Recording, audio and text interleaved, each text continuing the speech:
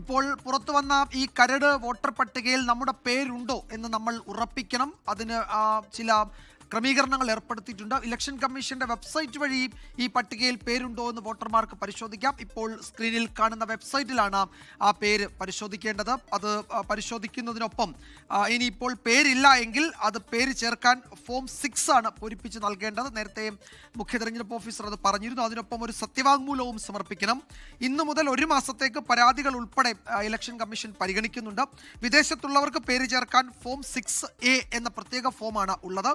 എല്ലാ ഫോമുകളും വെബ്സൈറ്റിൽ ലഭ്യമാണ്. അതുകൂടാതെ എന്തെങ്കിലും സംശയമുണ്ടെങ്കിൽ BLOമാരെ സമീപിക്കാവുന്നതാണ്. അവർ ഈ ഫോം ഫില്ല് ചെയ്യുന്നതിനും ഇക്കാര്യത്തിൽ തുടർ നടപടികൾക്കും അവർ നമ്മളെ സഹായിക്കും. ജനുവരി 22 വരെയാണ് പരാതികളും മറ്റും തെരഞ്ഞെടുപ്പ് കമ്മീഷൻ പരിഗണിക്കുന്നത്.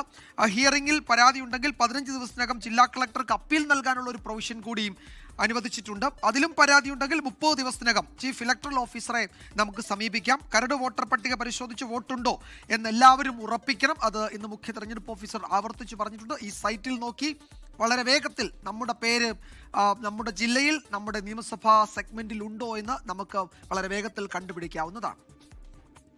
ലോകത്തെവിടെയായാലും ഏത് സമയത്തും 24 വാർത്തകളും ഓഗ്മെന്റഡ് റിയാലിറ്റി പാക്കേജുകളും എക്സ്പ്ലെയിനറുകളും വിശദമായി കാണാൻ ഞങ്ങളുടെ യൂട്യൂബ് ചാനൽ നിങ്ങൾക്ക് സബ്സ്ക്രൈബ് ചെയ്യാം.